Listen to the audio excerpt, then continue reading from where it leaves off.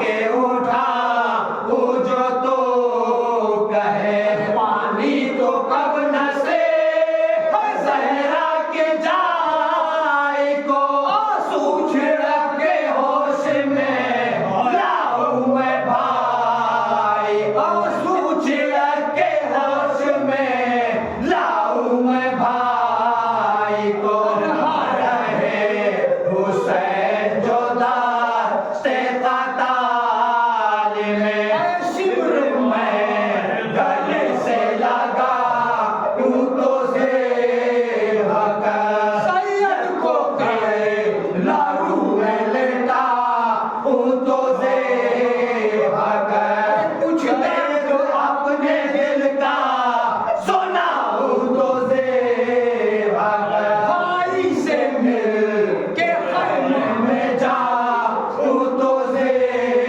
हकर भाई से मिल के खैमे में जा ऊँटों से हकर पानी को भूखे प्यासे को बस साल दे और वक्त से वो हाथों पे कपड़ा को डाल दे और वक्त से वो हाथों पे कपड़ा को डाल दे रहे हुसैन जोदार से ताल में जब ये सो के रोने लगे दम उलट गया सर पीट की ये रह गई सब शहदा काट गया यूं लाश पर गिर के जिगर सबका फाट गया यूं लाश पर गिर के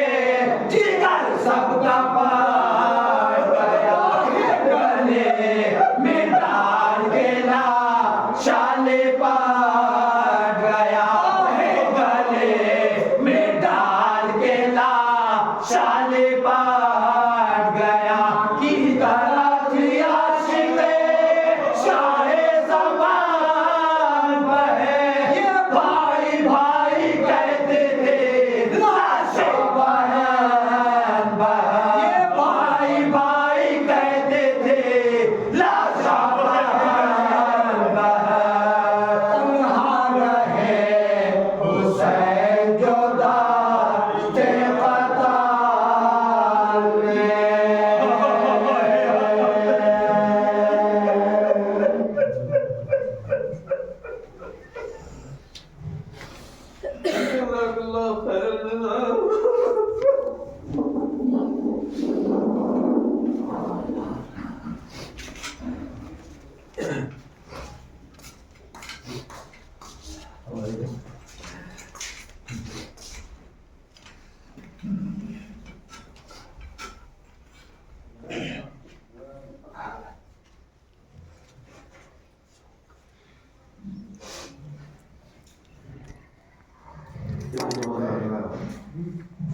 शहरियार हुसैन साहब बहुत नवाज मंडी जो सुस्खानी के फ़राइज़ को अंजाम दे रहे थे।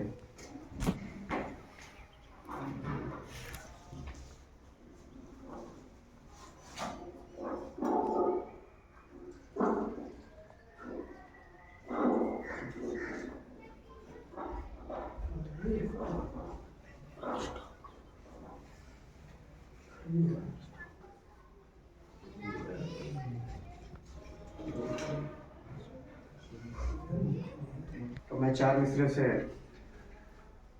3 मद्दाह अहले बैत हमारी फहरिस्त में हैं जो पेशखानी के फ़राइज़ को अंजाम देंगे।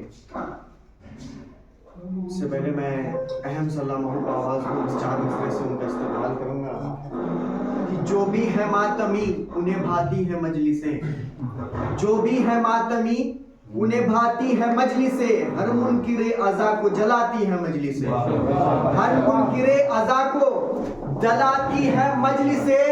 तो फर्शे गमे हुसैन पर, फर्शे गमे हुसैन पर हुर बन कर आइए, बिगड़ा हुआ नसीब बनाती है मजलिसें, बिगड़ा हुआ नसीब बनाती है मजलिसें। मैं इन्हीं मिसरे के ज़ेरे साए मैं अयान अहम सल्लल्लाहु को दावत सुखन देता हूँ जो आया और अपने अशार से ان کے استقبال میں نعرہ صلوات.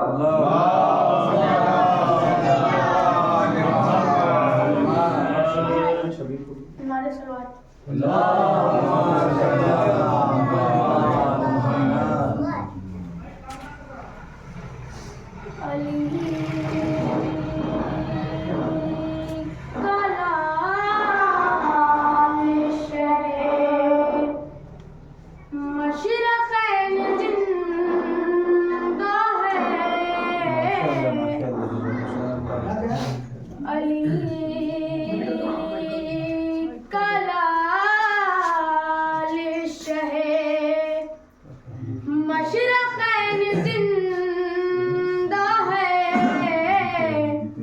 جناب فاطمہ زہرا کا چین زندہ ہے.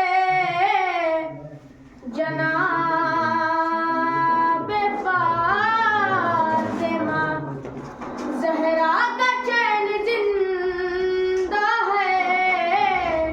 اور نہ پوچھو بات ان بے زباں کتابوں سے، نہ پوچھو بات ان بے زباں کتابوں سے.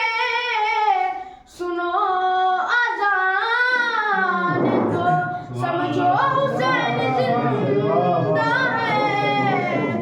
سنو اذان تو سمجھو حسین زندہ ہے. نعرہ صلوات.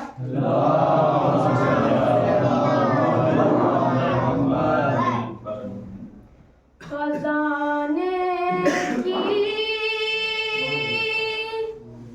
جو زینت ہو اسے الماس کہتے ہیں. خزانے کی جو زینت ہو اسے الماس کہتے ہیں. اور تمنا پانی کی ہوتی ہے جب تو پیاس کہتے ہیں. تمنا پانی کی ہوتی ہے جب تو پیاس کہتے ہیں. اور جہاں پیتے ہیں سب پانی اسے کہتے ہیں سب دریا. جہاں پیتے ہیں سب پانی اسے کہتے ہیں سب دریا. جو دریا کو پلاتا ہے اسے عباس کہتے ہیں. جو دریا کو پلاتا ہے اسے عباس کہتے ہیں. اللهم صل على محمد.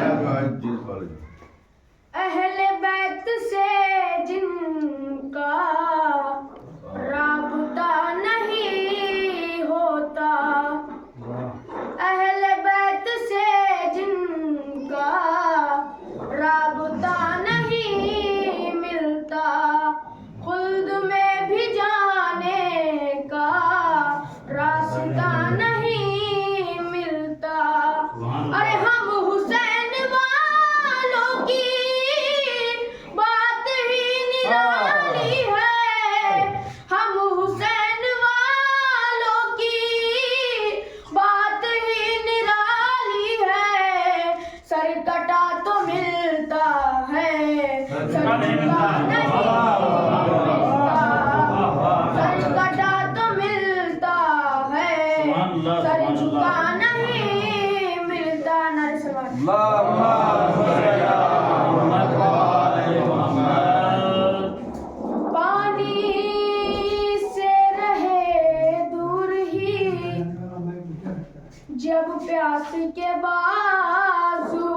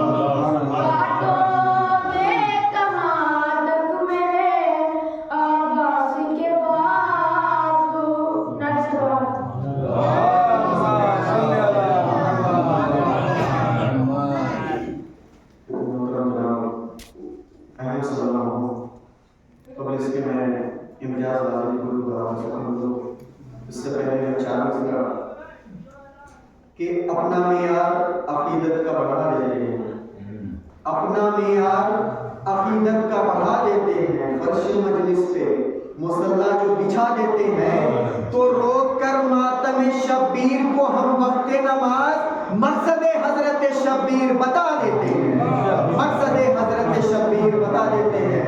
आइए मैं मिसरे के ज़ेरे साहिब और जनाब इम्तियाज़ गाज़ीपुरी साहब माइक बताएं और अपने अशआर के सामने जवाब दें। नारे सल्लल्लाहु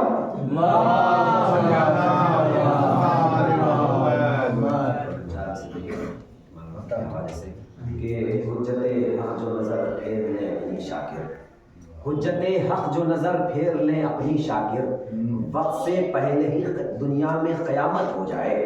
हुज्जते हक जो नजर फेर ले अपनी शाकिर, वक्त से पहले ही दुनिया में क़यामत हो जाए। और सब मोहम्मद हैं, मोहम्मद हैं, मोहम्मद की कसम, आखिरी आए तो पहले की वजाहत हो जाए। सब मोहम्मद हैं, मोहम्मद हैं, मोहम्मद की कसम, आखिरी आए तो पहले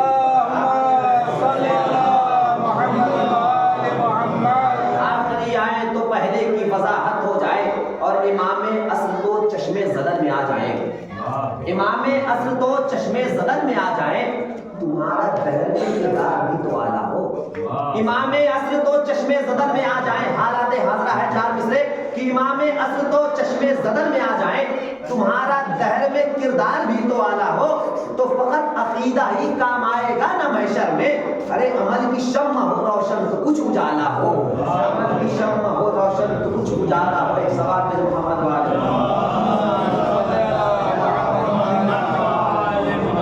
अमल की शम्मा हो रोशन तो कुछ उजाला हो।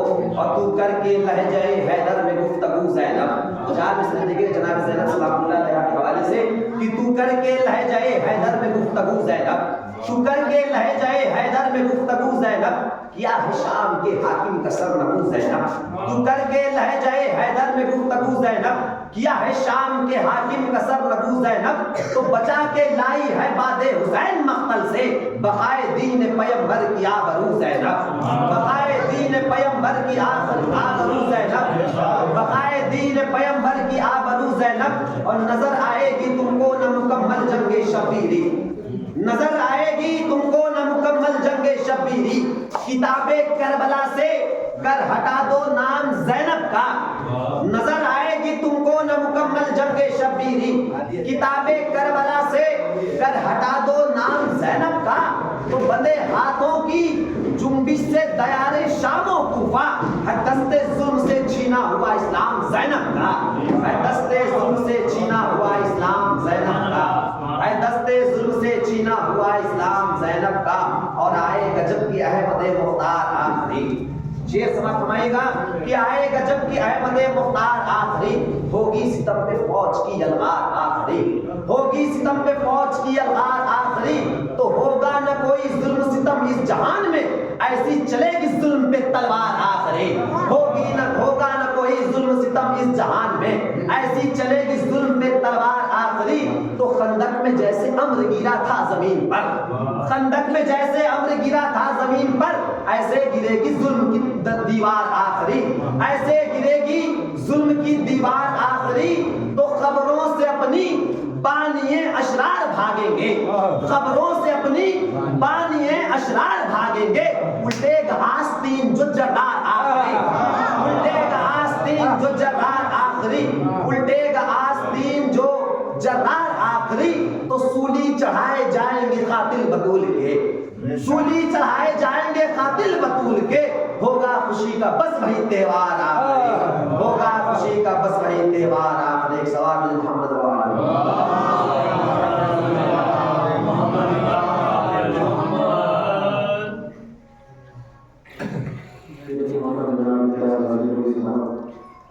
मैं 4 बजे से मोहतरमा जनाब शकील ज़ुहरी साहब की मैं दौर से कहूँगा कि वो लानती मुझे वो बेशुमार लगता है, वो लानती मुझे बेशुमार लगता है। अली का जिक्र जिसे नागवार लगता है, अली का जिक्र जिसे नागवार लगता है। तो जनाब बोल रहे हैं खिलाफे मातम के, यजीद आपका क्या रिश्तेदार लगता है?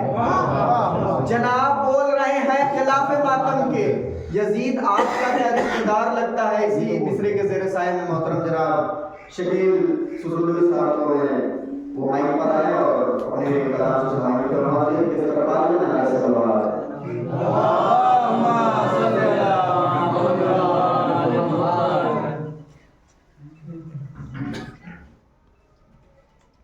چار مجھے پیش کر رہا ہوں. اگر تم چاہتے ہو اپنا گھر جنت نما رکھنا، اگر تم چاہتے ہو اپنا گھر جنت نما رکھنا، علم گھر پر سجانا، گھر کے اندر تازیہ رکھنا، علم گھر پر سجانا، گھر کے اندر تازیہ رکھنا. نہ جانے کون، اس مصرے پہ غور کیجیے گا کہ نہ جانے کون حر بن کے آ جائے مقدر سے، عزادارو عزا خانے کا دروازہ کھلا رکھنا، عزادارو عزا خانے کا دروازہ کھلا رکھنا. اور دو قطر مولا عباس کی شان میں آئے عباس جو میدان میں حیدر کی طرح، آئے عباس جو میدان میں حیدر کی طرح، ایک اکیلے نظر آنے لگے لشکر کی طرح. آئے عباس جو میدان میں حیدر کی طرح، ایک اکیلے نظر آنے لگے لشکر کی طرح. اور جنگ کرنے کی اجازت ہی نہیں تھی ورنہ، جنگ کرنے کی اجازت ہی نہیں تھی ورنہ، کربلا ہاتھ پہ ہوتی در خیبر کی طرح، کربلا ہاتھ پہ ہوتی در خیبر کی طرح. اور اللہم صلی علی محمد. اور یہ قطع بھی مولا عباس کی شان میں کہ میں نے عباس کے دربار سے پایا سب کچھ، میں نے عباس کے دربار سے پایا سب کچھ، اب تو مولا کی غلامی کا تمنائی ہوں. میں نے عباس کے دربار سے پایا سب کچھ، اب تو مولا کی غلامی کا تمنائی ہوں. ماں نے بچپن میں سنائے ہیں وفا کے قصے، ماں نے بچپن میں سنائے ہیں وفا کے قصے، اس لیے حضرت عباس کا شہدائی، اس لیے حضرت عباس کا شہدائی ہوں. اور اب آپ کے سامنے سلام کے چند شعر پیش کرنے کی اجازت چاہتا ہوں. نعرے صلوات کے ساتھ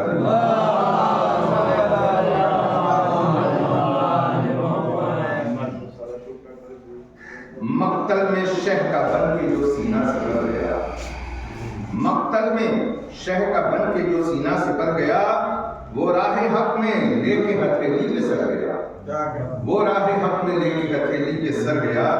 اور کام آئی ایک رات کی مہلت حسین کی، کام آئی ایک رات کی مہلت حسین کی، ایک شب میں حر کا بگڑا مقدر بن گیا، ایک شب میں حر کا بگڑا مقدر سنور گیا.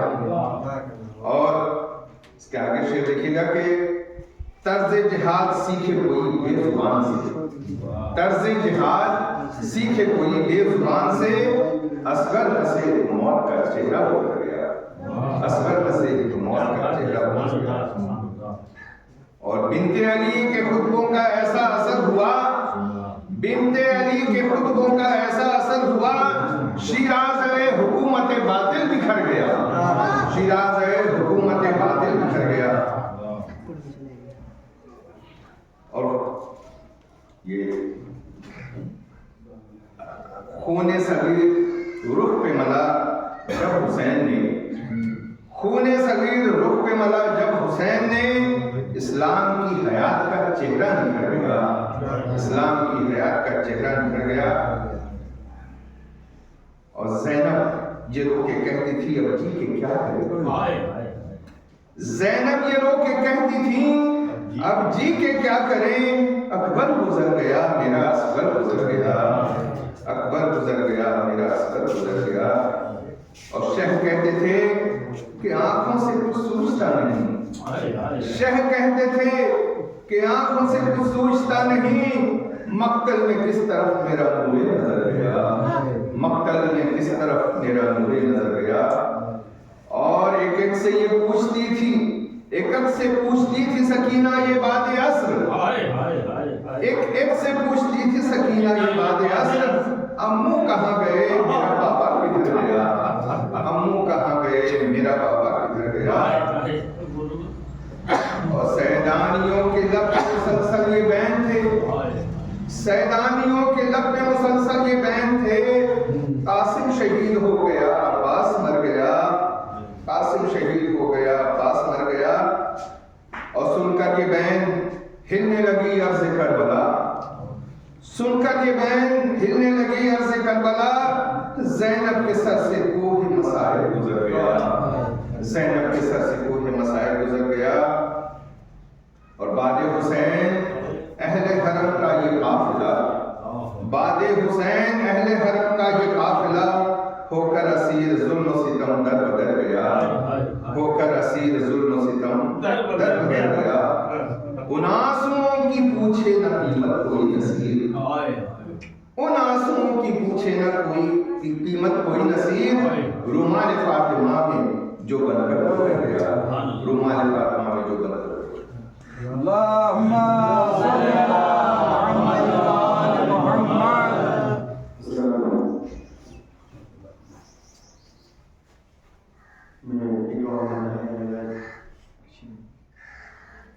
میں چاہوں گا کہ اشیاء کو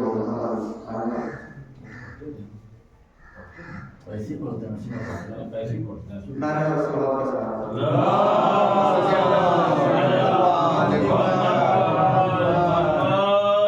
یہیں سے مصائب کے دو تین درج، اس کے بعد مولانا حسن نعرہ صلوات کے ساتھ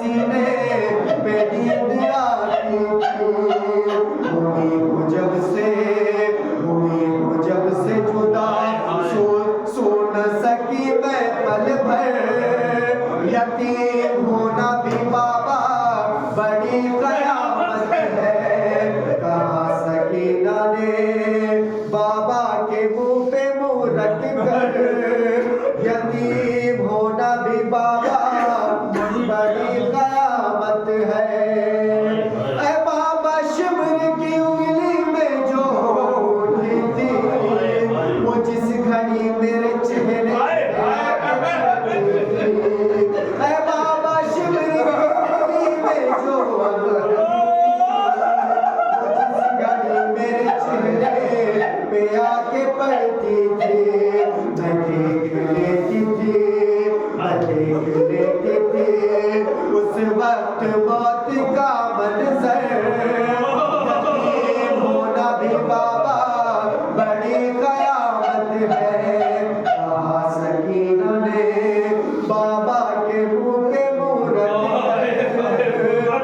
गरीब होना भी बाबा बड़ी कयामत है।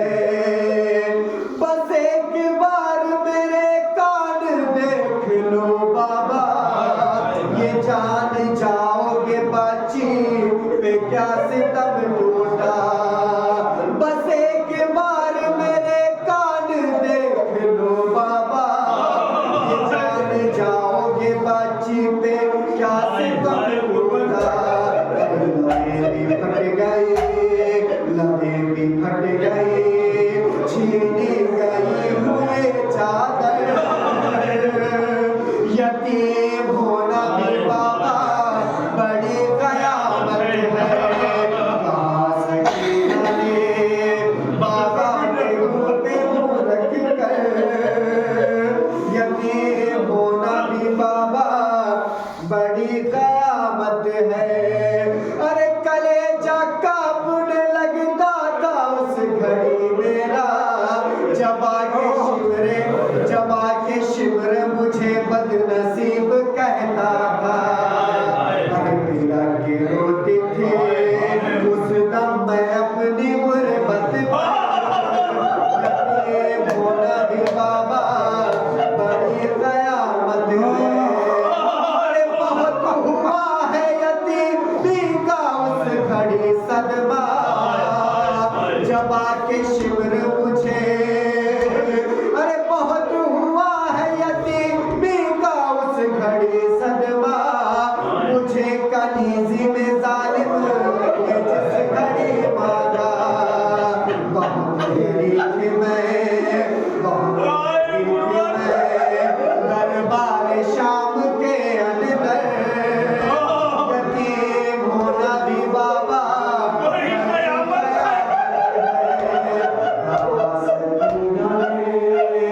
बाबा के मुँह पे मुँह,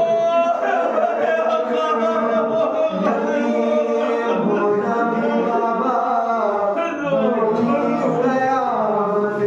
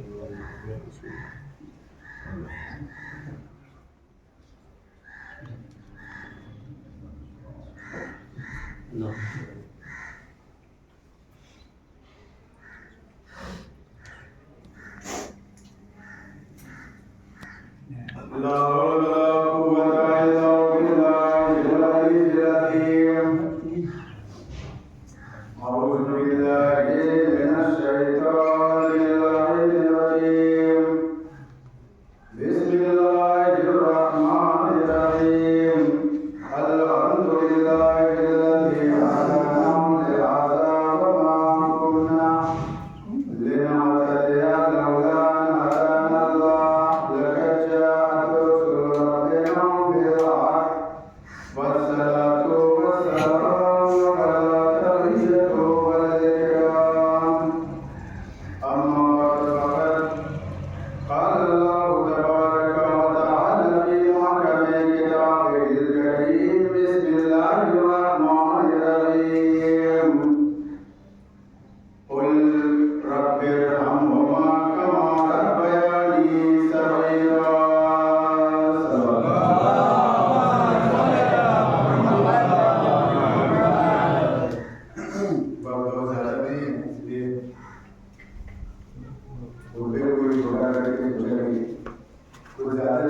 یہاں تک پہنچ جاتی ہے۔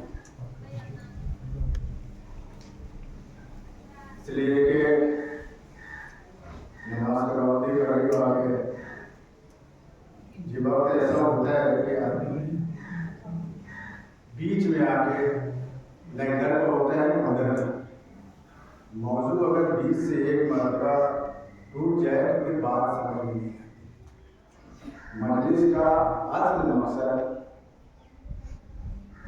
کسی چیز کو پہنچانا ہے،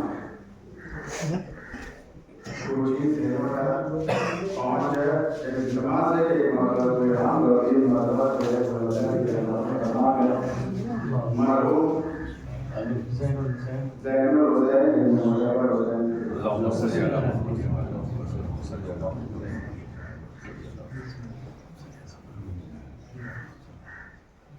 محمد.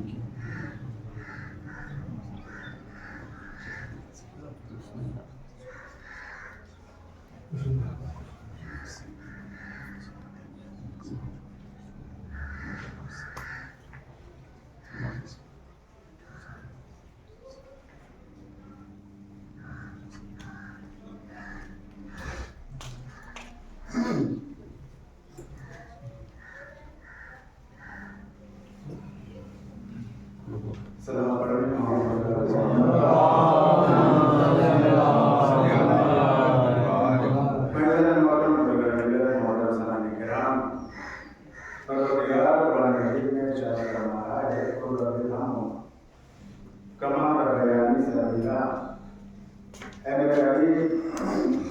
دعا کرو اپنے والدین کے لیے، اپنے رب سے اس طریقے سے کہ میرے پروردگار میرے والدین پر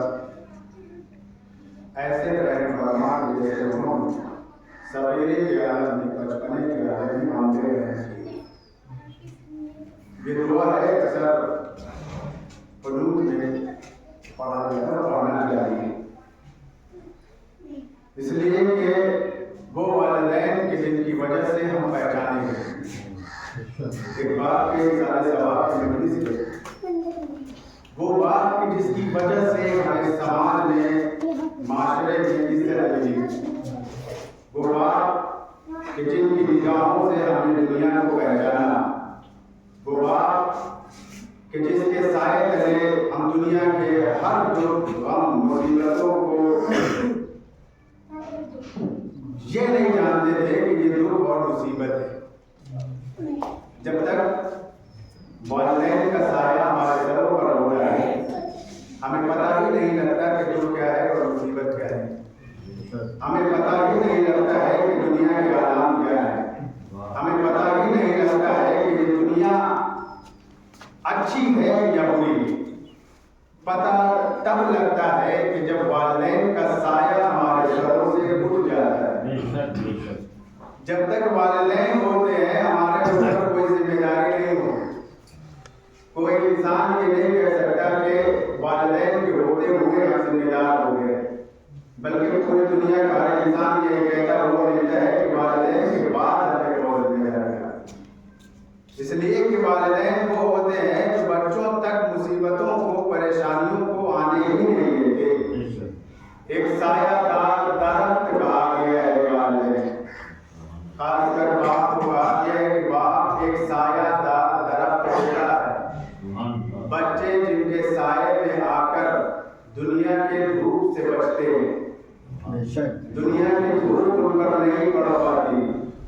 ایک مزدور جب تھک جاتا ہے تو وہ اسی سائے میں جا کر بیٹھتا ہے، اسی طریقے سے بچے بھی ہیں، جب تک وہ سائے میں رہتے ہیں تب تک انہیں پتہ نہیں چلتا ہے کہ یہ دنیا کیا ہے، لیکن جیسے ہی والدین دنیا سے گئے انہیں پتہ چلنے لگتا ہے کہ دنیا کیا ہے، اور والدین ہی وہ ہوتے ہیں جو یہ بتاتے ہیں کہ دنیا کیا ہے، والدین ہی وہ ہیں جو بتاتے ہیں کہ اپنے کون ہیں اور پرائے کون ہیں، والدین ہی وہ ہیں کہ جو بتاتے ہیں کہ رشتہ دار کون ہیں اور کون ہمارے رشتہ دار نہیں ہیں، والدین ہی یہ بتاتے ہیں کہ آپ پہ رحم کرنے والا کون ہے اور آپ پہ ظلم کرنے والا کون ہے، والدین ہی ہیں وہ بتاتے ہیں کہ دیکھو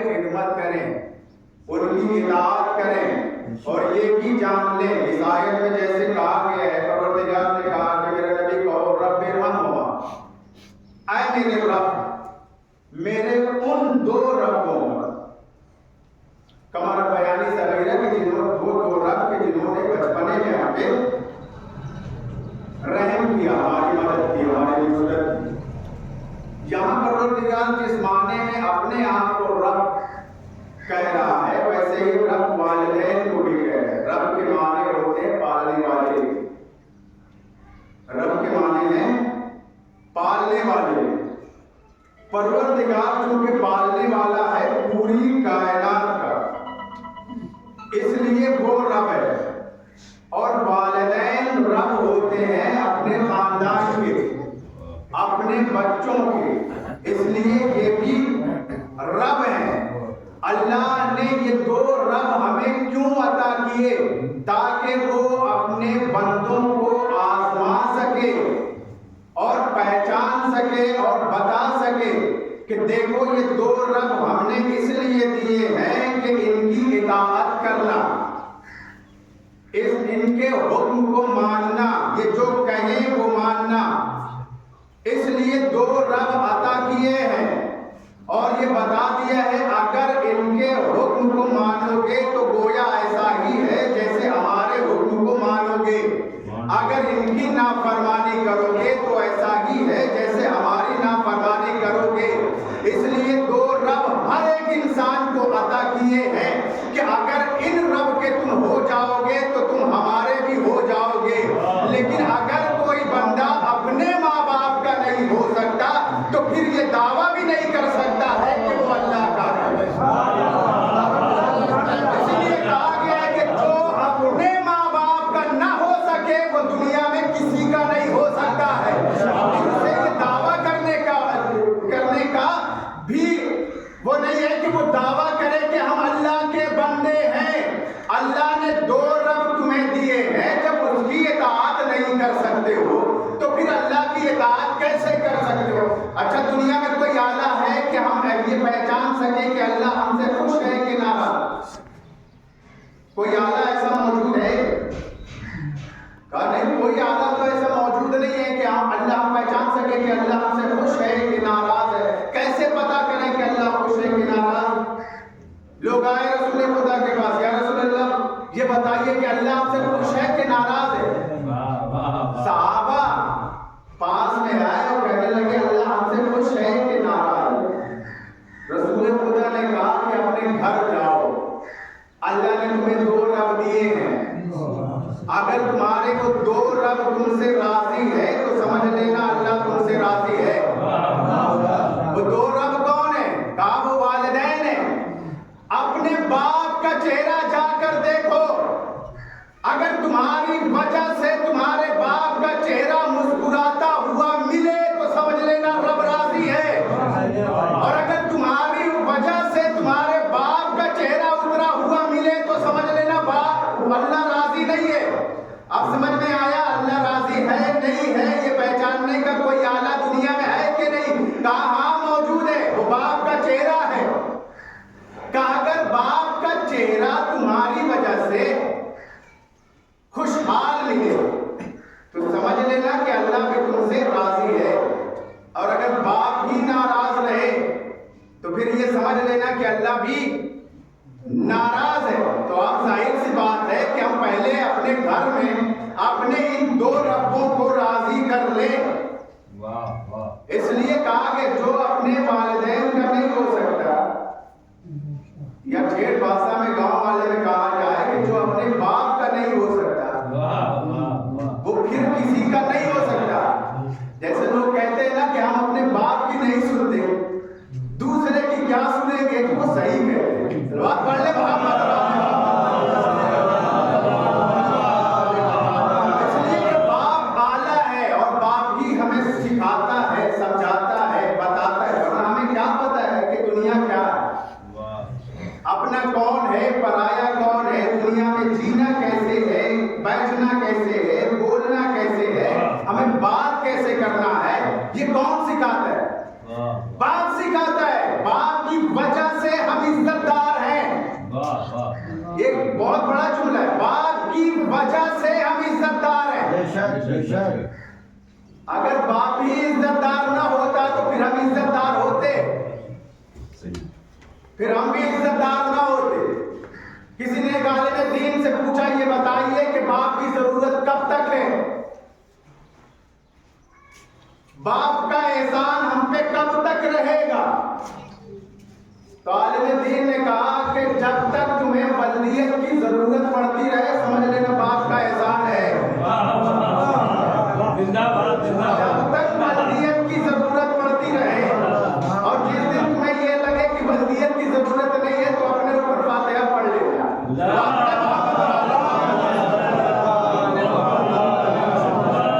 اس لیے کہ عزت دار اگر بنے رہنا ہے تو والدیت کی ضرورت پڑے گی۔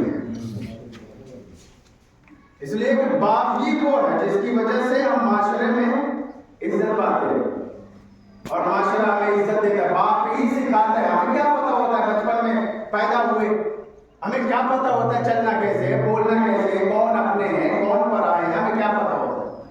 ہمیں باپ سکھاتا ہے یہ ساری چیزیں، ہمیں والدین سکھاتے ہیں یہ ساری چیزیں۔ اگر اچھی باتیں سکھائیں گے تو سماج میں ہم اچھے بن کر نمودار ہوں گے، اچھے بن کر چمکیں گے۔ اور اگر والدین میں بری باتیں سکھائیں، ہوتا ہے کہ معاشرے میں دیکھیے بچپن سے والدین ہمیں بتاتے ہیں یہ اپنے ہیں، تب ہم جانتے ہیں یہ اپنے ہیں۔ والدین ہمیں بتاتے ہیں یہ اپنے نہیں، تب ہمیں پتہ چلتا ہے کہ اپنے نہیں۔ والدین ہمیں بتاتے ہیں کہ یہ ہمارے دوست ہیں، تب ہمیں پتہ چلتا ہے یہ ہمارے دوست۔ والدین کہتے ہیں کہ یہ ہمارے دوست نہیں، تب ہمیں پتہ چلتا ہے کہ یہ ہمارے دوست نہیں۔ والدین یہ سکھاتے ہیں کہ یہ ہمارے دشمن ہیں، ان کے گھر نہ جانا، تب ہمیں پتہ چلتا ہے کہ دشمن ہیں، ان کے گھر نہیں جانا ہے۔ والدین ہی یہ ساری چیزیں ہمیں سکھاتے ہیں۔ اگر وہ بچپن میں ہم بچپن سے کہتے رہے کہ یہ ہمارے دوست نہیں ہیں تو پھر بڑے ہو کر ہم انہیں دوست سمجھیں گے نہیں۔ ابھی جیسے لوگ کہتے ہیں رشتوں میں درار پڑ رہا ہے، رشتوں سے لوگ دور ہٹ رہے ہیں، تو یہ رشتوں سے دور ہونا یہ ہمیں کون سکھاتا ہے؟ کہا یہ بھی ہمیں والدین سکھاتے ہیں۔ سب سے پہلی بات یہ ہے کہ سیدھے رہن بہت ضروری چیز ہے، اور یہ بھی جان لیں کہ سیدھے رہن سے دعائیں قبول ہوتی ہے، روزی بڑھتی ہے بے شک۔ اور اگر کوئی رشتہ بچانے کے لیے رسول خدا نے کہا ہے اگر رشتہ بچانے کے لیے تمہیں جھکنا پڑے تو جھک جانا، اس لیے کہ رشتہ نبھانا بڑی مشکل ہے، رشتہ بنانا مشکل نہیں، نبھانا مشکل ہے۔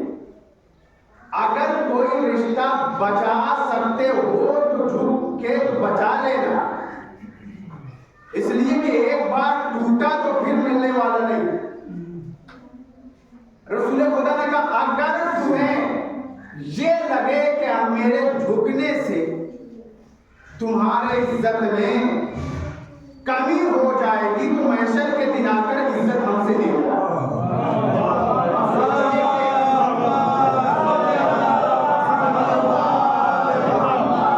رشتے کی اہمیت کیا ہے؟ رسول خدا نے بتایا کہ رشتے کی اہمیت کیا ہے۔ کہا کہ اگر کوئی رشتہ بچانے میں اور تمہیں چھوڑنے میں یہ لگے کہ تمہاری عزت میں کمی ہو جائے گی تو محشر کے دن آ کے عزت ہم سے لے جانا، وہاں عزت مل جائے گی۔ تو پھر کیا ہو رہا ہے؟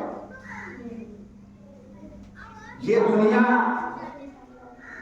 آج کے سماج میں رشتے جو ہے صرف اور صرف موبائل سے میسج سے نبھائے جا رہے ہیں، کوئی بھی آتے نہیں، کوئی کسی سے ملنے، حالانکہ سگا بیٹا باپ کے پاس آ کر نہیں گئے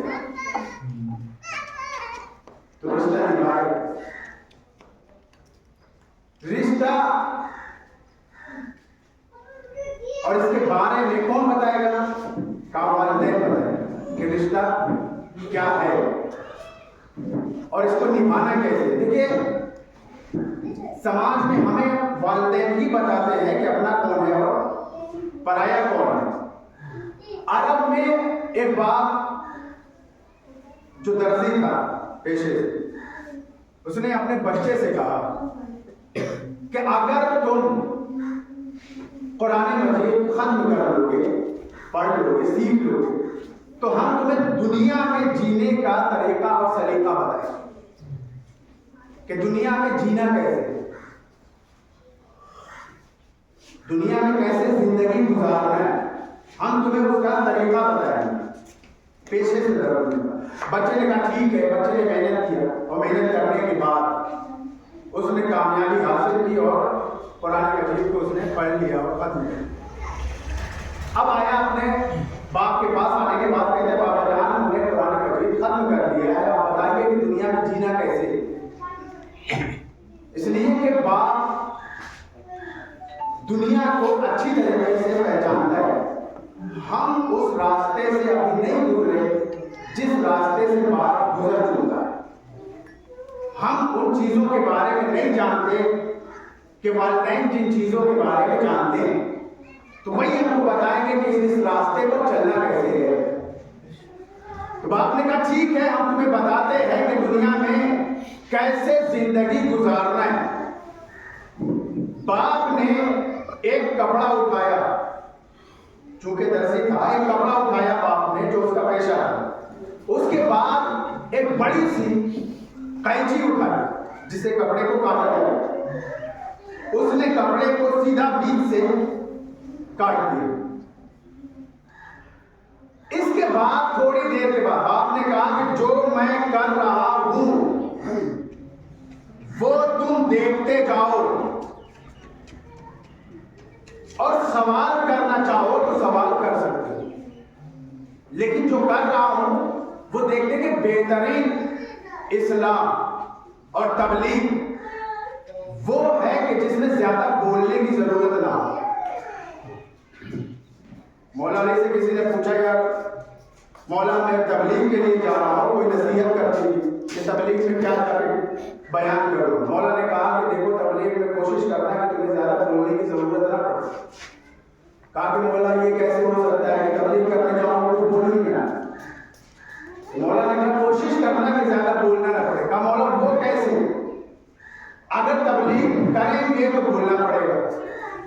مولا نے کہا وہ تبلیغ ہی کیا ہے جو تمہارے عمل سے ثابت نہ ہو، کوشش کرو تمہارا عمل بولے، اس لیے کہ عمل اگر اچھا ہوگا تو لوگ دیکھتے جائیں گے اور سیکھتے جائیں گے۔ بولنے سے لوگ سیکھیں گے نہیں، سنیں گے اور بات ہوا میں بکھر جائے گی۔ اسی طریقے سے باپ نے کہا کہ جو میں کر رہا ہوں اسے دیکھتے جاؤ، یہی جو ہے دنیا میں جینے کا اور زندگی بسر کرنے کا طریقہ ہے۔ کہا کیسے؟ باپ نے کپڑا اٹھایا، قینچی اٹھائی، کپڑے کو دو حصے میں تقسیم کیا، اس کے بعد باپ نے پھر ایک دھاگا اٹھایا، ایک سوئی لی اور سوئی کی مدد سے اس کپڑے کو باپ پھر سے سینے لگا۔ بچے سے اب متوجہ ہو کے کہتا ہے یہ بتاؤ تو سیکھے؟ کہا نہیں۔ کہا باپ نے کپڑے کو جب کاٹا قینچی کو زمین پر پھینک دیا، بیٹا یہ دیکھ رہا۔ باپ نے سوئی اور دھاگا اٹھایا، اٹھانے کے بعد کپڑے کو پھر سے جوڑنے لگا، بچہ یہ دیکھ رہا۔ اس کے بعد سوئی کو اپنے دستار میں رکھا اور دھاگے کو اپنی جیب میں رکھا، بچہ یہ دیکھ رہا تھا۔ دیکھتے دیکھتے اب سوال کرتے بابا جان یہ کون سا عمل ہے؟ دیکھیں دنیا کے بارے میں ہم نہیں جانتے، لیکن ہر ایک جگہ بچہ اپنے والدین سے اسی لیے سوال کرتا ہے۔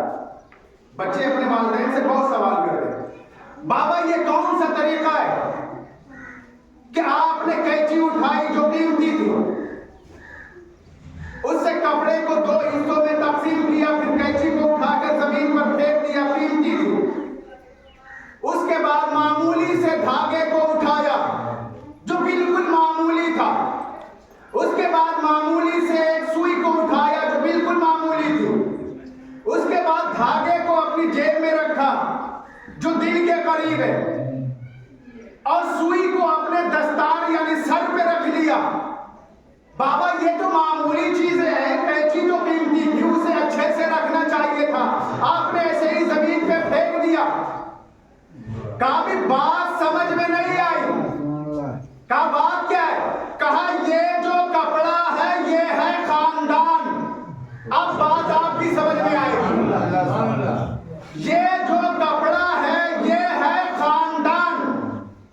یہ جو قینچی ہے یہ ہے خاندان کو جدا کرنے والی.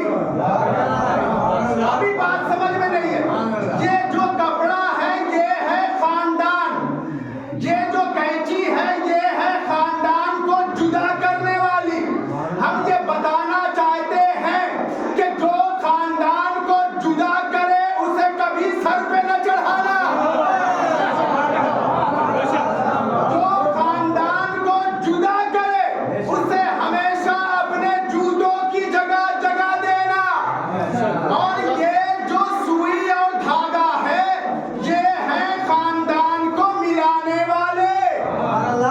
دیکھو جو خاندان کو ملائے ولو دھاگے کی مدد سے, اگر مدد ملانے میں خاندان کو دھاگے سے ہی لیا جائے ولو وہ کوئی معمولی شے ہو, اسے ہمیشہ اپنے دل کے قریب رکھنا.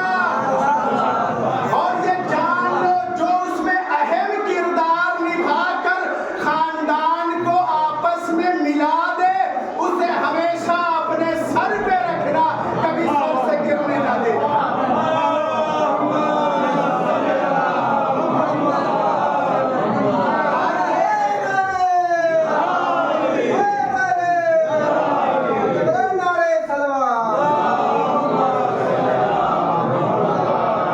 یہ ہے دنیا میں جینے کا طریقہ. یہ کون بتاتا ہے؟ کہا یہ باپ کا عمل ہے جو ہمیں بتاتا ہے. یہ نہ سوچا کریں کہ باپ دن بھر فالتو گھر میں بیٹھا رہتا ہے. نہیں, ان کے عمل پہ غور کیا کریں کہ وہ کیا کر رہا ہے. اگر پیشہ تھا درزی کا, وہ روز کپڑا کاٹتا, روز سلتا تھا, لیکن اپنے پیشے سے اپنے بچے کو یہ سکھا دیتا ہے کہ دیکھو خاندان میں کبھی تفرقہ نہ کرنا, خاندان میں کبھی جدائی پیدا نہ کرنا. یہ نہ سوچ لینا کہ فلاں آدمی ادھر سے آ کے آپ سے اگر دوسرے کی برائی کر رہا ہے تو وہ آپ کی برائی جا کے وہاں نہیں کر رہا ہو. دیکھیے جو خاندان میں تفرقہ ڈالتے ہیں نا, ہم یہاں کے بارے میں دیکھیں کچھ نہیں جانتے. یہ نہ سوچیے گا کہ یہاں کے بارے میں پڑھ رہے ہیں, وہاں پڑھنے کے بعد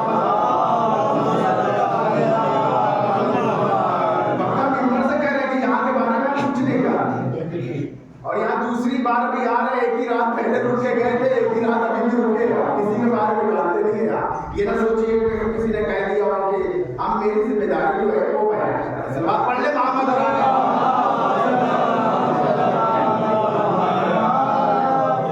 تو یہ کچھ لوگوں کا کام ہوتا ہے معاشرے کہ بات کی جڑ اور بنیاد کو آپ پکڑیں کہ ہر کوئی بات معاشرے میں کچھ لے کسی کے خلاف کس نے اٹھائی. اصل تک پہنچنا ضروری ہوتا ہے. جب انسان اصل تک نہیں پہنچتا ہے تو ہوتا یہ ہے کہ روایت پر روایت بڑھتی رہتی ہے. اپنی شان کو دکھانے کے لیے ایک روایت کہ فلاں آدمی گر گیا. مثلا ایک آدمی نے دیکھ لیا اسے گرتا ہوا, اس نے فلاں آدمی نے وہ گر گیا. اب انہوں نے تھوڑا سا اس میں بڑھایا کہ وہ گر گیا, اس کا پیر ٹوٹ گیا. اب دوسرے نے جب تیسرے سے کہا وہ گر گیا, اس کا ہاتھ پیر ٹوٹ گیا. اب یہ بات بڑھتی گئی. اب یہ بڑھتی ہی جائے گی, گھٹنے والی نہیں ہے. تھوڑا تھوڑا تو بات بڑھے گی نا, لیکن اصل بات کیا تھی؟ اصل بات تھی وہ گر گیا, بس اتنی بات تھی, کچھ ہوا نہیں تھا. لیکن بات اتنی بڑی کہ اسی بات کے بارے میں آپ اصل کسی کو نہیں پتا کہ اصل روایت کیا ہے.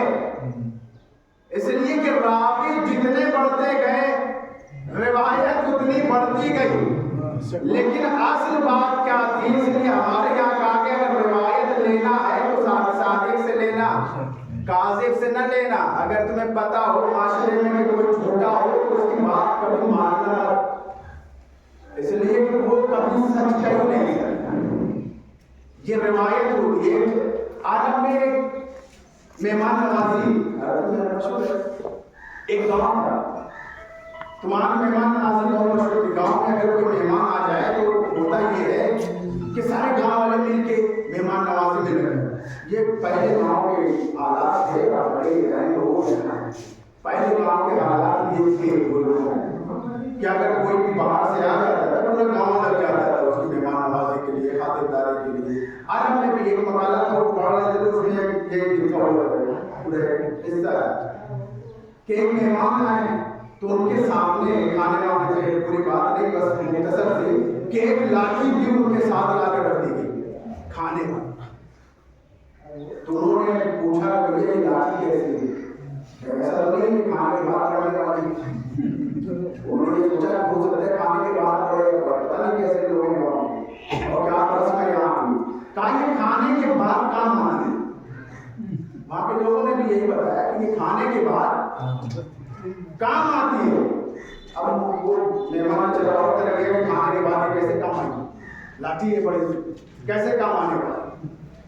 لوگوں نے جو کہا کہ نہیں آپ کھانا کھائیے, انہوں نے کہا نہیں یار لاٹھی کی جو روایت ہے وہ ہمیں پوری پوری بتائیے تبھی کھانا کھائیں گے. ڈر کی وجہ سے کھانا کھا نہیں رہے. تو کہا گیا کہ اس کی روایت تو ہم کو صحیح سے پتہ نہیں ہے, لیکن یہ کھانے پر رکھی جاتی ہے. جب بھی کوئی کھانا ہمارے یہاں مہمان آ کے کھاتا ہے تو یہ لاٹھی بھی رکھی جاتی ہے. کہا کہ اس کی روایت کیا ہے, دیکھیں بات کیسے بڑھاتے ہیں یہ جانیں. کہا کہ اس کی روایت کیا ہے, اس کے بارے میں یہاں ایک بزرگ ہیں وہ بتا سکتے ہیں, صحیح سے تھے بہت بزرگ 60-70 سال کے. تو ان کو لایا گیا, انہوں نے کہا لاٹھی نے کہا نہیں اتنی بڑی ہمارے زمانے میں نہیں ہوتی تھی, آپ نے تھوڑی سی بڑھا دی ہے, تھوڑا سا اور کاٹ دیجیے. تو مثلا 2 ہاتھ کی تھی تو اسے کاٹ کے 1.5 ہاتھ کی گئی. کہا اتنی بڑی, ہاں یہ ہمارے زمانے میں اتنی بڑی رہتی تھی لیکن کھانے پہ رکھی جاتی تھی. اچھا انہوں نے کہا کہ نہیں اتنی بڑی بھی نہیں چلے گی, اصل روایت کیا ہے یہ بتائیے اس لاٹھی کے بارے میں. تو کہا گیا کہ آپ کسی اور کو ڈھونڈنے کے بعد ایک اور بزرگ ملے جو ان سے بھی زیادہ تھے, 80-90 سال کے. کہا انہیں لے کے آئے تو انہوں نے کہا نہیں ہمارے زمانے میں اتنی بڑی نہیں رہتی تھی, اس سے چھوٹی رہتی تھی. کہا کتنی؟ کہا انہوں نے کہا 1 ہاتھ کی رہتی تھی. اب تھوڑا اور کاٹ کے 1 ہاتھ کی بنائی گئی. ان سے بزرگ ڈھونڈا گیا, کہا کہ ابھی بھی کام نہیں چلے گا. اصل روایت ہمیں جاننا ہے کہ اس لاٹھی کی اصل روایت کیا ہے. کہا ان سے بزرگ ڈھونڈا گیا تقریباً 100 سال. کہا کہ ہمارے زمانے میں 1 بالش کی تھی, اس سے بڑی نہیں تھی. اب جو مہمان تھے ان کے دل میں تھوڑا ٹھنڈک پڑی, انہوں نے کہا کچھ تو کم ہو گیا ہے, لیکن اصل روایت ہمیں پتہ کرنا ہے کہ یہ رکھی کیوں جاتی ہے کھانے پر, یہ کھانے پر رکھی کیوں جاتی ہے. اب اصل روایت کہا کہ یہ بتائے کون. کا ایک بزرگ ہے جو تقریباً 150 سال کے, انہیں بلا کر لاؤ تب پتہ چلے گا کہ اصل روایت اس کی کیا ہے. جب وہ بلا کے لائے گئے انہوں نے کہا اتنی بڑی لاٹھی تھوڑی ہوتی ہے, وہ چھوٹی سی ہوتی ہے. کہا کیوں؟ کہا کھانے کے بعد دانت کھودنے کے کام آتی ہے. کہا کھانے کے بعد دانت کھودنے کے کام آتی ہے, چھوٹی سی لاٹھی رکھی ہے. پتہ چلا چھوٹی سی لاٹھی یعنی دانت کھودنے کی چیز کو اتنی بڑی لاٹھی بنا دیا گیا. اس لیے کہا کہ کسی بات کو اگر سنو اس کی اصل کو پتہ کرو, اس لیے کہ اصل کو پتہ نہیں کرو گے تو دنیا کے چکر میں آپ بھی دنیاوی بن کر دنیا والوں کی طرح آپ خداؤں کی پوجا کرو گے, اصل خدا کا پتہ نہیں چلے گا. بات پڑھنے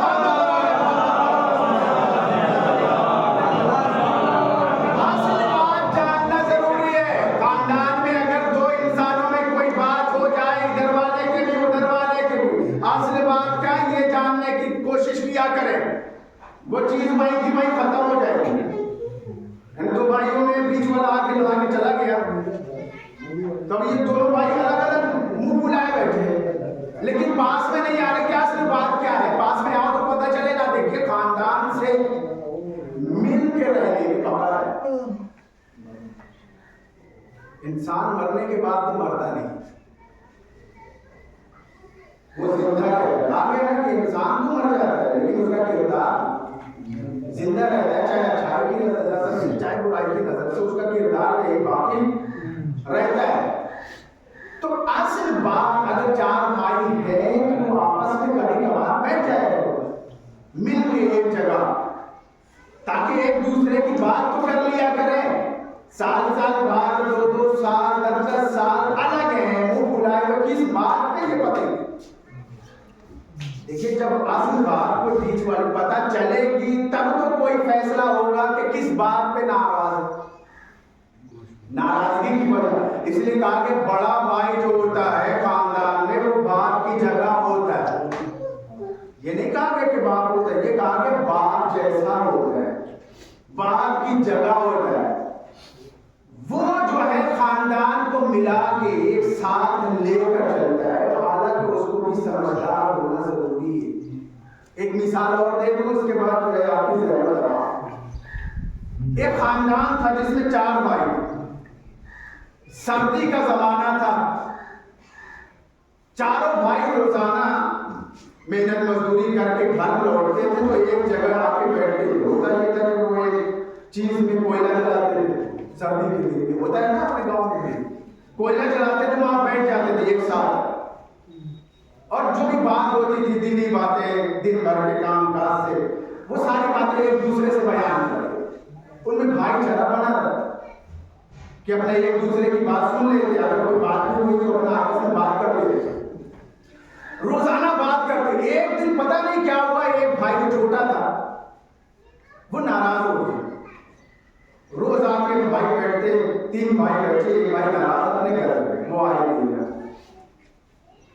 بڑے بھائی کا سمجھدار ہونا بھی ضروری ہے, لیکن باپ کی جگہ لے گئے ہو تو باپ کے جیسے بھی بنو, یہ ضروری. اس لیے کہ باپ کبھی نہیں چاہتا کہ اس کے بچے آپس میں لڑیں, وہ ہمیشہ یہ چاہتا ہے کہ اس کے بچے آپس میں مل کے رہیں. تو بڑے بھائی نے دیکھا 1 دن 2 دن 3 دن چھوٹا بھائی نہیں آ رہا, وجہ کیا ہے, سبب کیا ہے. یہ چیز ضروری ہے. ہر ایک ذہن میں یہ سوال پیدا ہونا چاہیے, اگر کوئی بھائی ناراض ہے تو کیوں ہے, وجہ کیا ہے. کہا وہ ایک دن اس جگہ سے اٹھا, اس چھوٹے بھائی کے گھر گیا, جا کے کیا دیکھتا ہے کہ چھوٹا بھائی اکیلے آگ جلائے ہوئے اکیلے بیٹھا ہے. وہی کوئلے کی آگ جلائے ہوئے اکیلے بیٹھے ہو. کہا گیا نا کہ اپنے عمل سے ثابت کرو. تبلیغ اگر عمل سے نہیں ہو سکتی تو پھر زبان سے بھی نہیں ہو سکتی. زبانی تبلیغ کا کوئی فائدہ ہی نہیں ہے, ورنہ موسمی مسلمان بن کے رہ جائیں گے. ابھی موسم آنے والا ہے, نئے نئے مسلمان دکھائی دیں گے. ماہ رمضان مبارک جس سے کہا جاتا ہے ہمارے یہاں کے 3 طریقے کے مسلمان ہوتے ہیں. پہلا طریقہ کیا ہے, کہا کہ ایک نسلی مسلمان ہے, ایک فصلی مسلمان ہے, ایک اصلی مسلمان ہے. تو نسلی مسلمان کون ہے, دادا مسلمان تھے, پردادا مسلمان تھے, ابا مسلمان تھے, ہم بھی مسلمان ہیں. بس دین کیا ہے, شریعت کیا ہے, یہ کچھ پتہ نہیں ہے, یہ بس مسلمان ہے. دوسرا مسلمان کا فصلی مسلمان ہے, کا سال کے 11 مہینے تک پتہ ہی نہیں چلتا کہ مسلمان ہے کہ کافر, لیکن جیسے ماہ مبارک رمضان کا چاند فلک پہ نمودار ہوتا ہے, اس کی داڑھی بھی بڑھ جاتی ہے, سر پہ ٹوپی بھی, ہاتھ میں تسبیح بھی آ جاتی ہے, شام ہوتے ہی بڑا سر جو ہے لے کے ماجرا بھی شروع کر دیتا ہے. کہا یہ ہے فصلی مسلمان, لیکن جن پہ زیادہ اعتراض ہوتا ہے کہ یہ نماز نہیں پڑھتے, یہ روزہ نہیں رکھتے, یہ حج نہیں کرتے, یہ کوئی کار خیر نہیں کرتے, ان سے یہی کہتے ہیں ہم کہ ہم دکھاوا نہیں کرتے اور سب کرتے. کہا اصلی مسلمان کون, کہا اصلی مسلمان وہ ہے جو ماں 1 سال میں 1 ماہ جو ہے صرف دکھاوا نہیں کرتا, وہ 12 مہینے مسلمان رہتا ہے. اگر تمہیں دیکھنا ہو تو آ کر دیکھ لینا, شیعہ جتنا مسجد میں نظر آتا ہے اتنا ہی فرش اعضاء پر بھی نظر آتا ہے.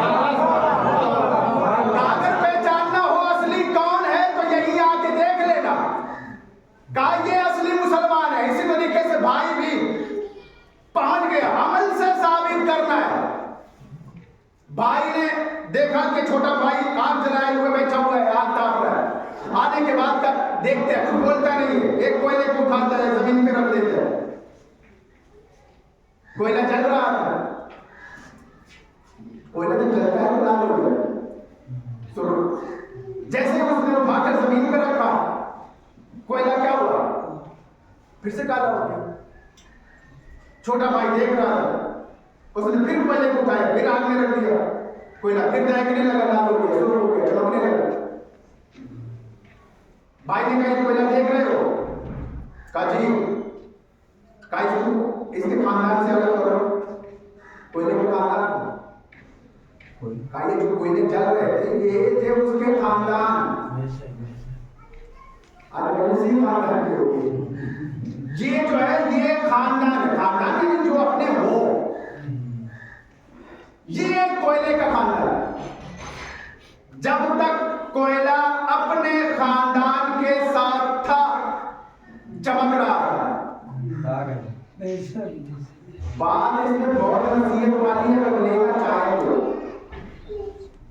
कहा कोयला जब तक अपने खानदान के साथ था चमक रहा था, भाई ने कोयले को खानदान से जुदा करके जमीन पे रखा, फिर कहा उसने चमकना छोड़ दिया। भाई ने कहा मैं तुझे कुछ कहूंगा नहीं, बस इतना कहूंगा कि चमकदार कोयला बनना चाहता है या बेचमकदार कोयला बनना चाहता है, ये तेरी मर्जी है।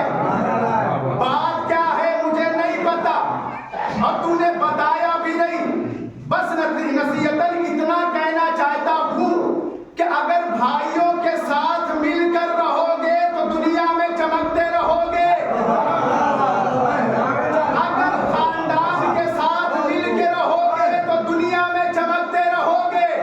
ले अगर तुम खानदान से जुदा हो जाओगे तो जैसे ये कोयला बुझ के काला हो गया, अपनी चमक को खो दिया, ऐसे ही तुम भी चमक को खो दोगे। बस यही समझ लीजिए कि चमकना चाहते हो तो खानदान से मिल के रहो, वरना ऐसे जुदा होकर बिखर जाओगे कि दुनिया में कोई जानने वाला नहीं होगा। सवाल पड़े मोहम्मद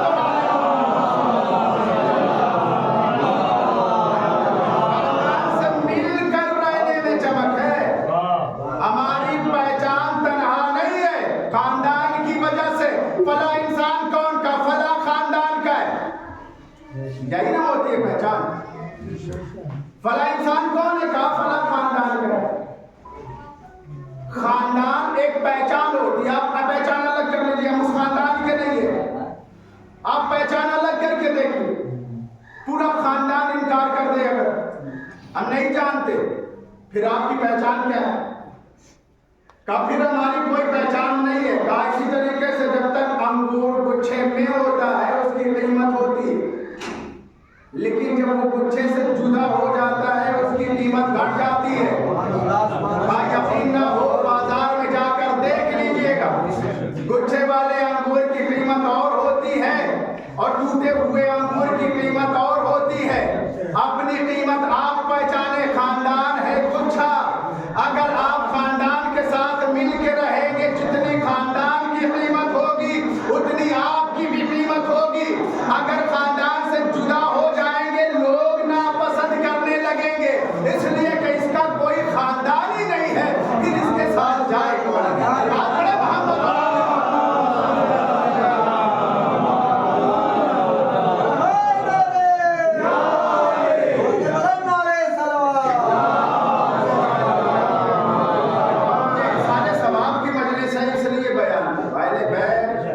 चाहने वाले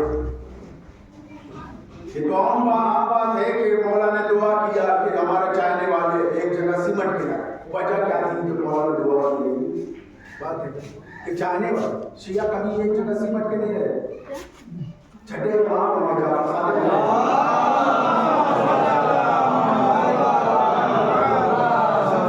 सफर के दौरान चाहने वालों ने कहा मौला ये जो बस्ती देख रहे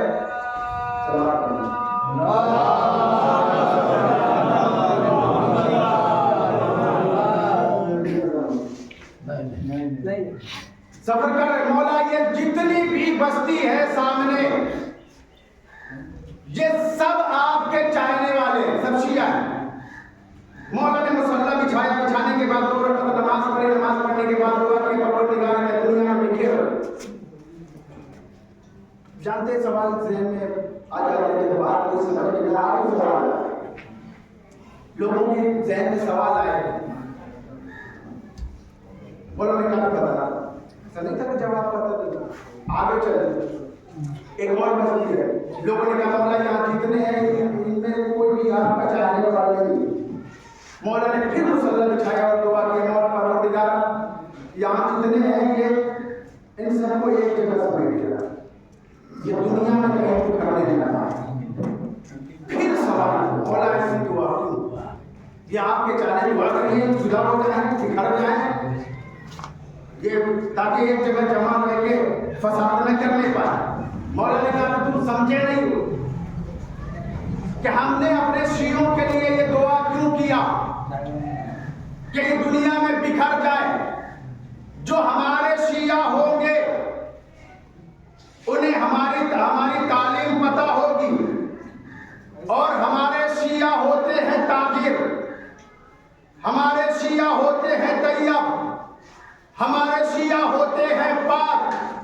ہم نے دعا اس لیے کیا کہ پروردگار انہیں دنیا میں بکھیر دے تاکہ ہمارے شیعہ دنیا میں جہاں بھی جائیں وہاں طہارت پھیلائے، ہمارے شیعہ دنیا میں جہاں بھی جائیں وہاں پاکیزگی پھیلائے، ہمارے شیعہ دنیا میں جہاں بھی جائیں وہاں علم پھیلائے، ہمارے شیعہ دنیا میں جہاں بھی جائیں وہاں بتائیں کہ اہل بیت کیا ہوتے ہیں، وہ ہمارے شیعہ دنیا میں جہاں بھی جائیں وہاں بتائیں کہ اہل بیت کی فضیلت کیا ہے، ہمارے شیعہ دنیا میں جہاں بھی جائیں وہاں بتائیں کہ دین اسلام کیا ہے، ہمارے شیعہ جہاں بھی جائیں وہاں بتائیں کہ شریعت کیا ہے، ہمارے شیعہ جہاں بھی جائیں وہاں بتائیں کہ مناقب اہل بیت کیا ہے، ہمارے شیعہ جہاں بھی جائیں وہاں بتائیں کہ رسول کی شان کیا ہے، ہمارے شیعہ جہاں بھی جائیں وہاں بتائیں کہ توحید کیا ہے، ہمارے شیعہ جہاں بھی جائیں گے وہاں طہارت پھیلائیں گے۔ اور ہم نے اس لیے یہاں پہ دعا کیا کہ ہمارے دشمن کہیں جانے نہ پائے، اس لیے کہ ہمارے دشمن ہوتے ہیں نجس، یہ جہاں جائیں گے وہاں نجاست پھیلائیں گے۔ ہم نے اس لیے دعا کی کہ یہ دنیا میں کہیں جانے ہی نہ پائے کہ نجاست ایک ہی جگہ سمتی رہ جائے۔ بات پڑھے محمد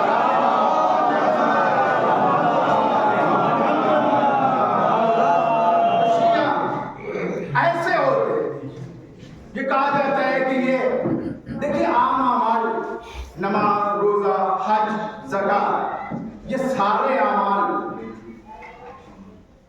واجبات میں سے جو آپ کرنے ہیں۔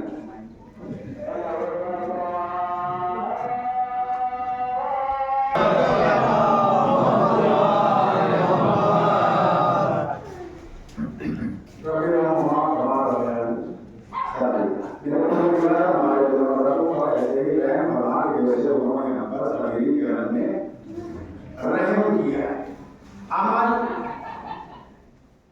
یہ نماز، یہ روزہ، یہ حج، یہ زکوٰۃ، یہ سارے اعمال ہیں، لیکن یہ اعمال ہم انجام دیتے ہیں لیکن یقیناً کوئی یہ نہیں کہہ سکتا کہ ہمارے اعمال قبول ہو رہے ہیں۔ جو کہ شیعہ ہیں یقیناً وہ جنت کے حقدار ہیں۔ یہ اور بات ہے کہ اگر ان کی خطائیں اگر ہیں، گناہ ہیں، تو ان کو معاف کریں، وہ جھیلے گی، سزا ملے گی، لیکن اگر شیعہ ہیں تو وہ جنت تک پہنچے گی۔ اچھا جنت کی ضمانت کیا ہے؟ کہا علی انتا کسیم النار والجنہ، اے علی آپ جنت اور جہنم کے تقسیم کرنے والے آپ ہی ہیں۔ حالانکہ آپ کو ڈرایا جاتا ہے نماز پڑھو ورنہ قبر میں کیا ہے؟ سانپ آئے گا، روزہ رکھو ورنہ قبر میں سانپ آئے گا، حج کرو ورنہ قبر میں سانپ آئے گا۔ تو جواب اس کا یہی ہے کہ سانپ ان کی قبروں میں آتا ہے کہ جن کی زندگی میں بھی سانپ آئے گا۔ ہمیں یقین ہے کہ ہماری قبروں میں سانپ نہیں آئے گا، ہمارا مولا آئے گا۔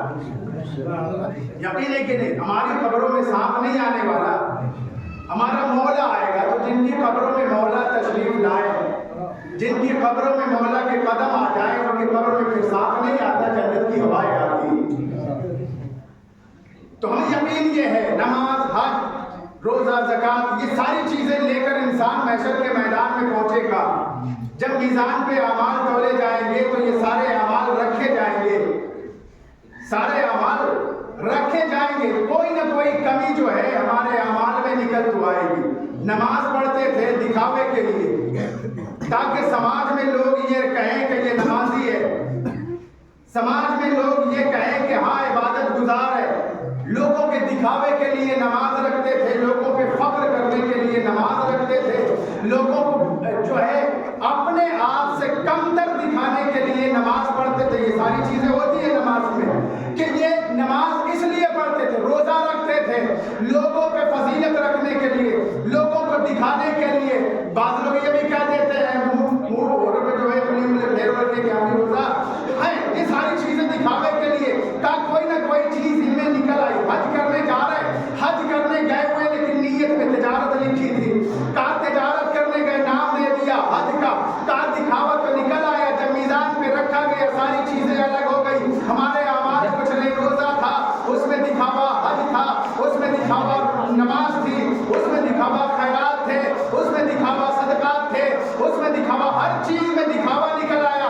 اب کریں تو کیا کریں؟ کہا کہ میزان میں جب اس سے آگے پہنچے, جنت اور جہنم تقسیم ہو رہی تھی, بیچ میں میرا مولا بیٹھا ہوا تھا, کسی کو جنت کی طرف بھیج رہا تھا, کسی کو جہنم کی طرف بھیج رہا تھا. کیوں؟ کہا یا علی انت قسیم النار والجنہ.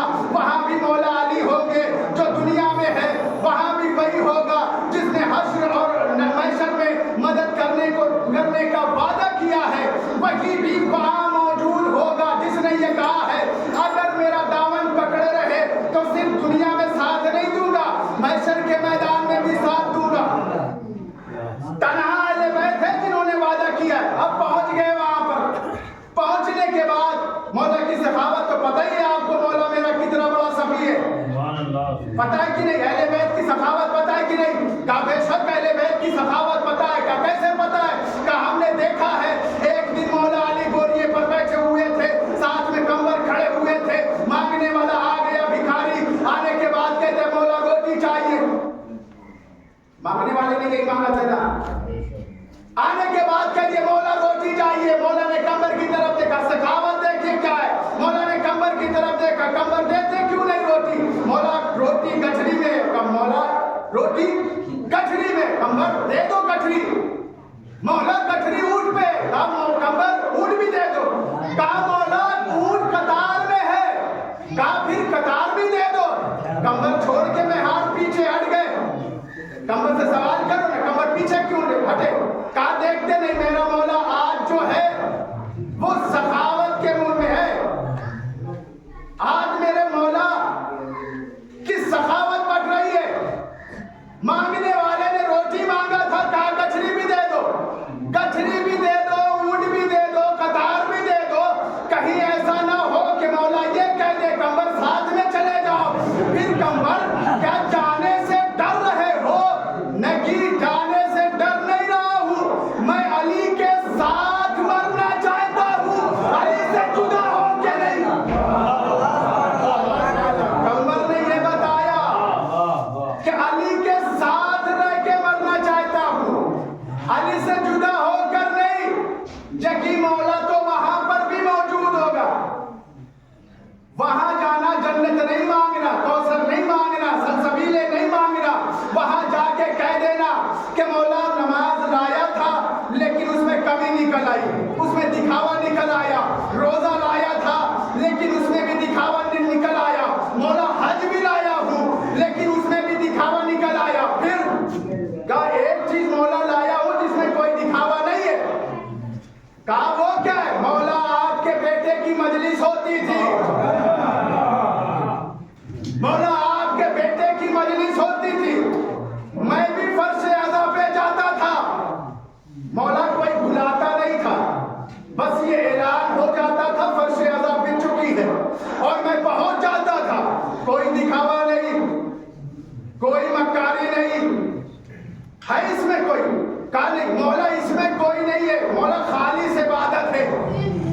مولا مجھے نماز کا صلہ نہیں چاہیے, مجھے روزے کا صلہ نہیں چاہیے, لیکن اس فرش اعضا کا صلہ چاہیے. مولا مجلس میں بیٹھتا تھا, صلوات پڑھتا تھا, نعرہ حیدری لگاتا تھا, درود پڑھتا تھا. مولا آپ کے فضائل پہ خوش ہوتا تھا, آپ کے مسائل پہ روتا تھا. مولا مجھے اس کا صلہ چاہیے. پھر چاہیے کیا جنت؟ کہا نہیں. سلسبیلے؟ کہا نہیں. کوثر؟ کہا نہیں. حورے؟ نہیں. غلمان؟ نہیں. پھر کیا چاہیے؟ مولا کو صرف دعا کا ایک پتا چاہیے.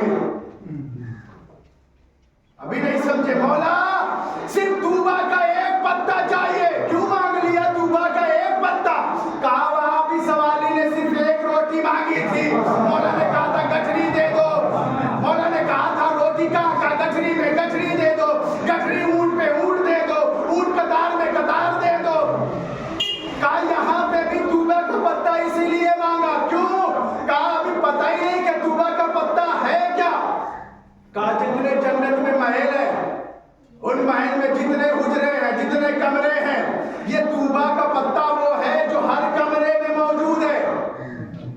اس کی طوبہ کے درخت جو ہے، اس کا پتا، اس کی شاخیں جنت کے ہر محل میں موجود ہے۔ پھر جس مولا نے یہاں کہا تھا روٹی دو، گٹھری بھی، اونٹ بھی، قطار بھی مل گئی، وہی مولا وہاں بھی فرشتوں کو دیکھے گا۔ کیا دیکھ رہے ہو؟ طوبہ کا پتا دو۔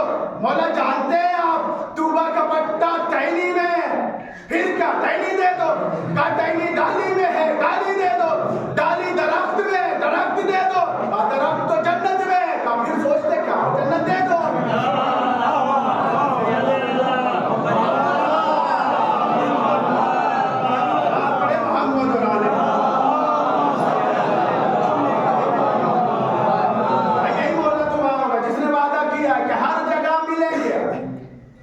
کہ نہ سوچو کہ کسی جگہ ہم تم سے جدا ہونے والے، بس میرے دامن کو پکڑے رہو۔ اگر اہل بیت کا دامن مانگتے ہیں تو پھر پہلے کرنے کی ضرورت نہیں ہے، اس لیے کہ حق بھی علی ہے۔ جان کو جانا ہوگی آپ نے، اللہ کو مانو، علی ہمارا حق علی کے ساتھ ہے، اور علی حق کے ساتھ جانتے ہیں۔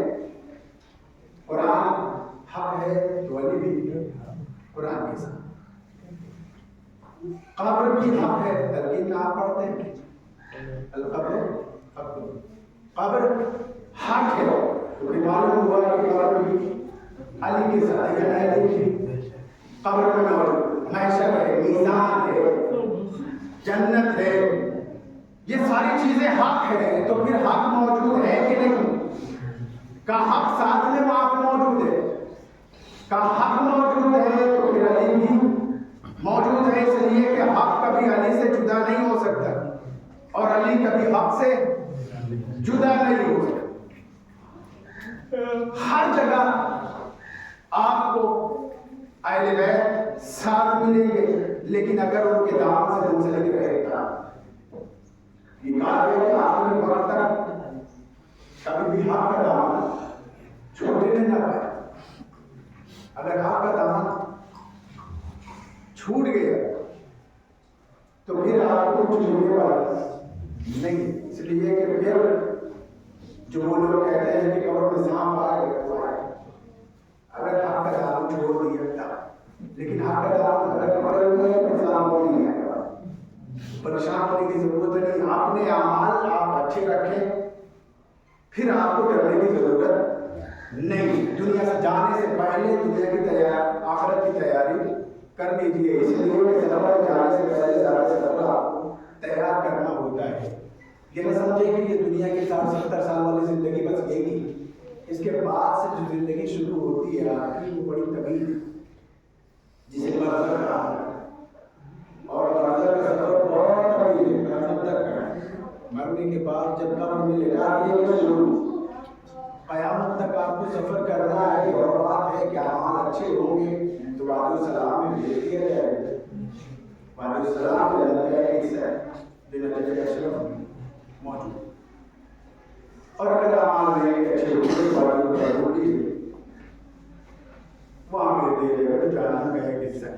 اور یہ دونوں قبرستان میں رہنے والے ہی مولا علی یا علی تقسیم نعرہ کو دینا، آپ بھی جنت جہنم میں بھیجنے والے۔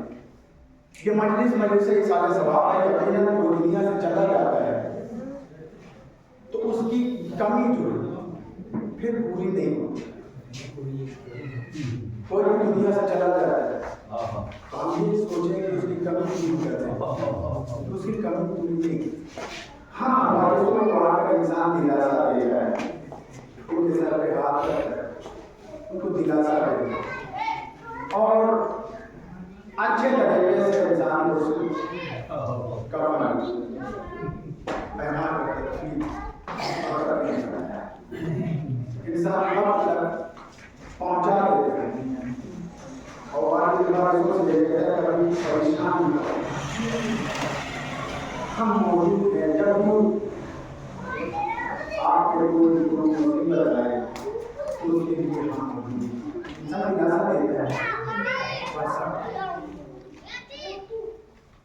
جگہ ایک بات شاید امام حسین کو کہی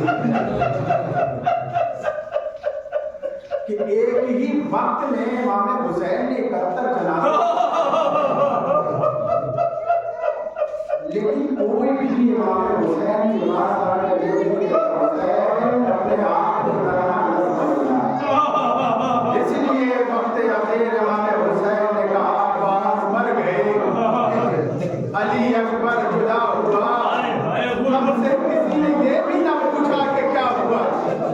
ہمارے یہاں لوگ آ جاتے ہیں دلاسا دینے میں، لیکن جس نے 71 جنازے اٹھائے، جس نے اپنے بھائی کے کٹے ہوئے بازوؤں کو اٹھایا، کوئی اس بھائی سے یہ کہنے بھی نہ آیا حسین تنہا نہ سمجھنا اپنے آپ کو۔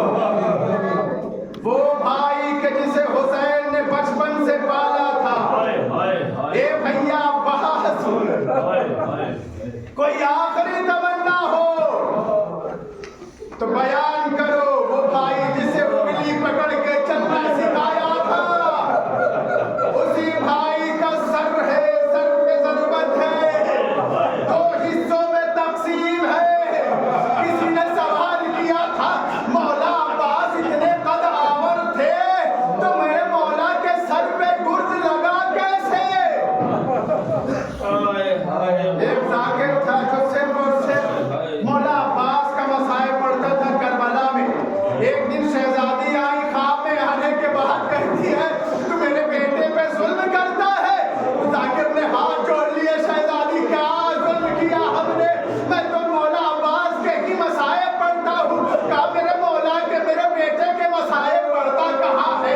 کہا شہزادی ہر مسائل تو پڑھتا ہوں۔ مولا خیمے سے نکلے پانی لانے، مولا نے مشک بھری، پانی کو لیا، خیمے کی طرف پلٹے، دایاں بازو کٹا، بایاں بازو کٹا، مولا کے سر پہ گرز لگی، مولا گھوڑے سے زمین پہ آئے۔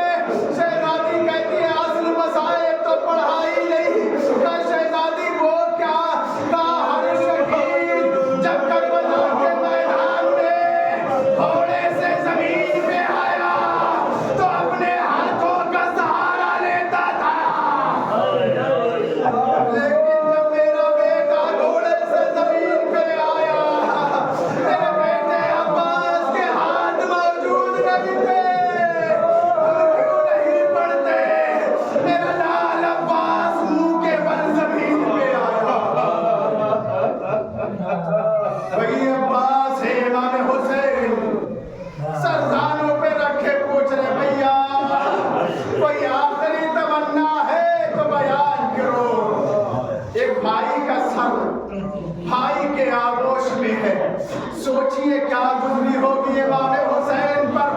تصور شرط ہے، اگر تصور کریں گے تو پتہ چلے گا امام حسین کا درد کیا ہے۔ وہ بھائی جسے چلنا سکھایا، وہ بھائی جسے بولنا سکھایا، وہ بھائی جسے کھیلنا سکھایا، وہ بھائی جس کے ساتھ 32 سال گزارے، وہ بھائی جس کے ساتھ جو کبھی بھائی سے جدا نہ ہوا، وہ بھائی جس نے کبھی حکم کی نافرمانی نہیں کی، وہ بھائی جو کبھی آگے نہ چلا،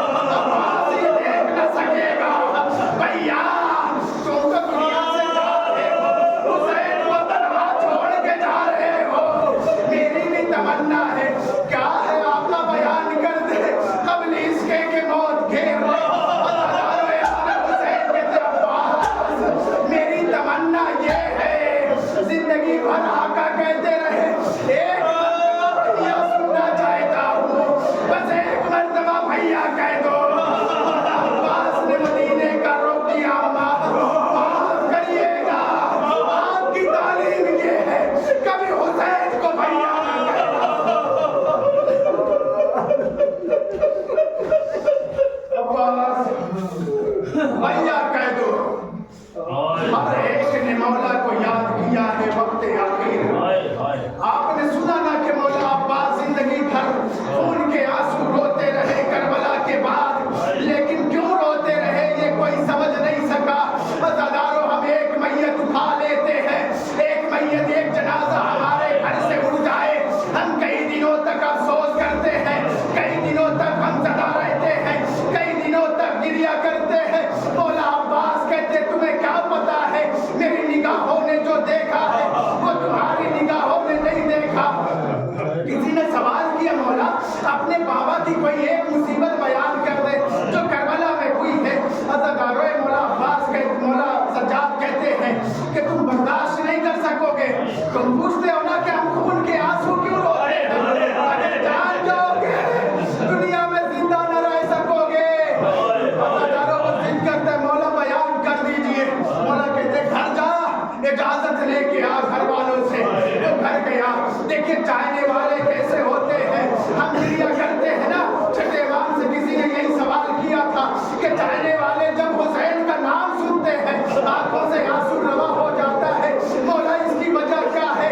कहा जब हमारे चाहने वालों का लुत्फा अपने मादर में आता है, फरिश्ते करबला की थोड़ी सी मिट्टी लाकर उस लुत्फे में मिला देते हैं। जब नाम हुसैन आता है वो मिट्टी जोश में आती है, मेरे चाहने वाले दारों कतार होने लगते हैं।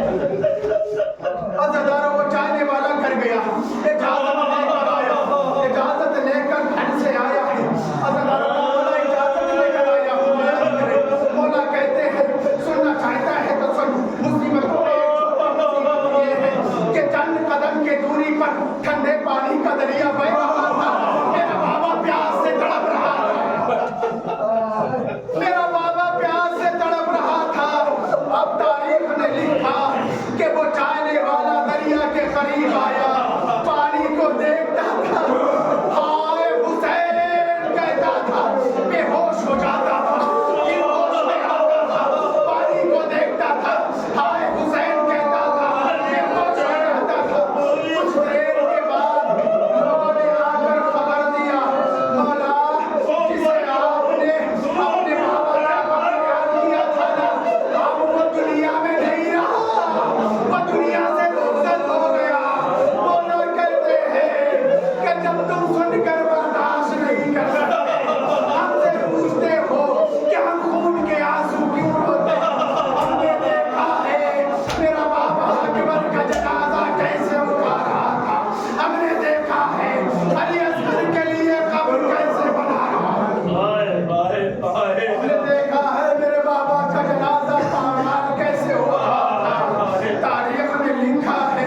और जब इब्ने ज़ियाद ने पूछा था ना, ए उमरे साद ये बता कि हुसैन के साथ क्या क्या हुआ, का सरोतन में जुदाई हुई, का मुसीबत यहाँ खत्म हुई का नहीं, और इसके बाद लालबंदी हुई, घोड़े दौड़ाए गए का कैसे, का हुसैन को सीने के बल करबला के जमीन पे लिटाया गया।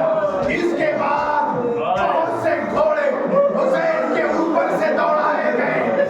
जब हुसैन के पहलू की हड्डियां चूर हो गई,